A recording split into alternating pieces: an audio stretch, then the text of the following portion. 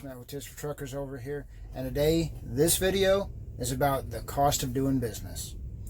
Now I got to give a shout out to my friend Rich Muller over here. He's an instructor at Whitty Brothers Trucking School, and so he knows a fair bit about trucking. He's owned his own truck. He's been trucking for 35 years, and he's been my friend for 10. And one thing he always taught me was, Matt, in this business, there's always a cost of doing business. And let me explain. What that means is there are risks that you incur with this business because it is relatively low skilled, easy to get into, but it pays good. So there's going to be caveats and everything to this job. So there's risks that you incur, and there's monetary costs that you incur as the cost of doing business. Now, let's get right into it. First of all, I wanted to cover taxes. Okay, now you could do your own taxes if you're a truck driver, but I would strongly recommend, if you're not very experienced, to speak with a CPA. I can refer you to some if you hit me up in the comments or whatever. But what we have is we have a per diem. And a lot of just regular tax companies don't really understand the extent to how that works. And I would definitely recommend using it to your advantage with your per diem. I mean, personally, my per diem, what we pay here at Dawes, is like 20% of what you make, and that's real big. And on top of that, you're not paying taxes on that. So I would definitely speak with, spend the extra money, speak with a licensed CPA about taxes. Moving on, transportation. Now I know you're saying, man, I'm only home once every couple weeks. There's no point in me having a car. Well, that's one of the things that you incur. You're going to have to pay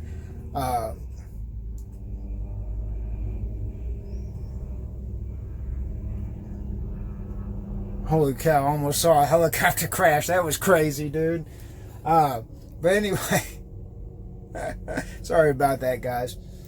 You're going to have to pay a little bit more in car insurance than you're actually using, what's the actual value of what you're getting back with your car insurance, because you're not driving it that much. A lot of insurance companies like mine will allow you to only, put 1,000 miles, only have coverage for 1,000 miles, but it's never worth it because most people are driving every day, and that's what insurance companies adjust their rates to.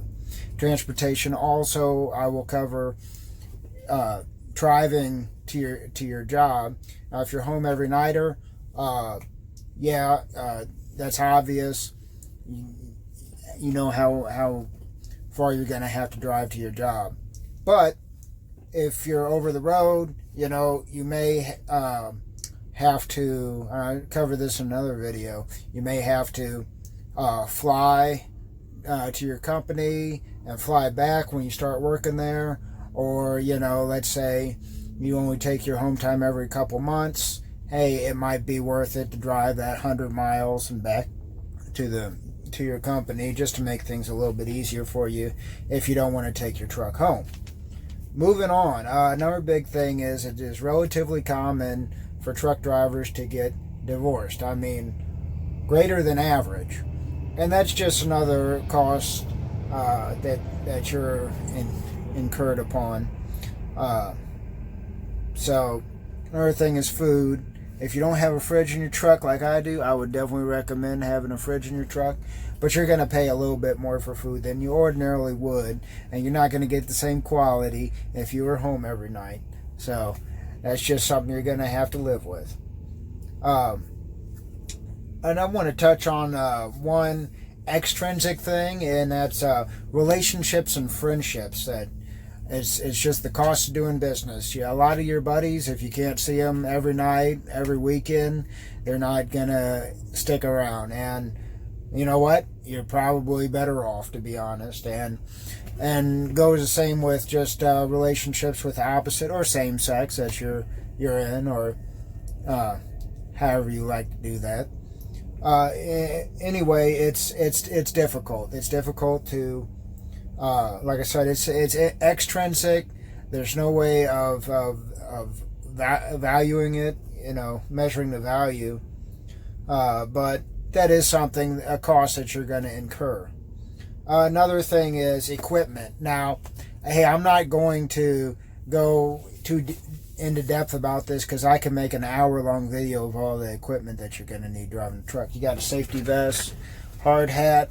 Of course, you need sunglasses, GPS, dash cam. You definitely need a dash cam. CB radio, winch bar, fifth wheel hook, tools, coffee mug, Bluetooth headset. There's a lot of equipment that is necessary to do the job. And I know you say, and I had a video link in the description of the 5 essential electronics, and I'm going to do a couple other videos on equipment that you need to purchase if you're driving a truck. But yeah, I mean, you just buy it. You're going to need it. It's going to make your life a lot easier, and it's necessary for the job. Okay, now moving on. Electronics, I covered that. Okay, GPS, yeah. Check out the video in the description. Entertainment, okay. Now, let's say you're doing your 34-hour reset. You're going to want to see a movie. You might have to hop a Uber or whatever, do something fun. Live life, enjoy yourself. I on most resets, I'll take an Uber and I'll go somewhere, see the town. If I'm in a big city, I'll go to the park or an event going on. And you really gotta keep your morale up if you want to work this job. This is a very stressful job. Let's see, another thing, and this is the final one.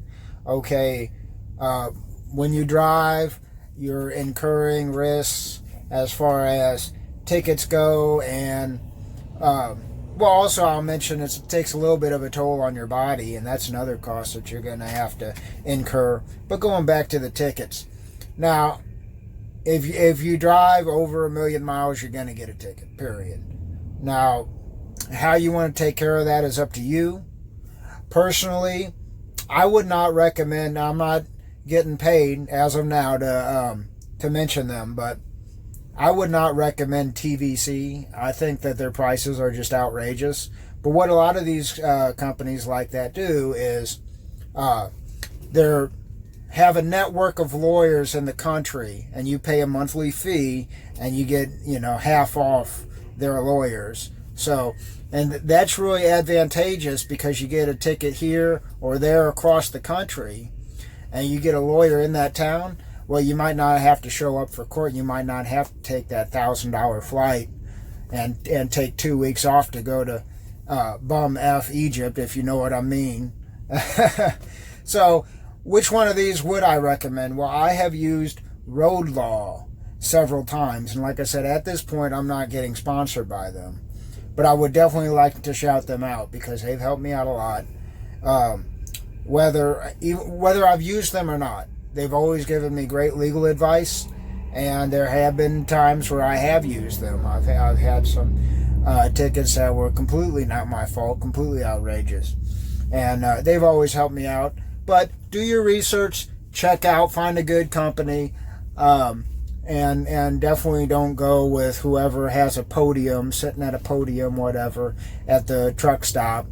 I wouldn't recommend any of those. If they have to go that far to market to you, it's probably a sales ploy, to be honest with you.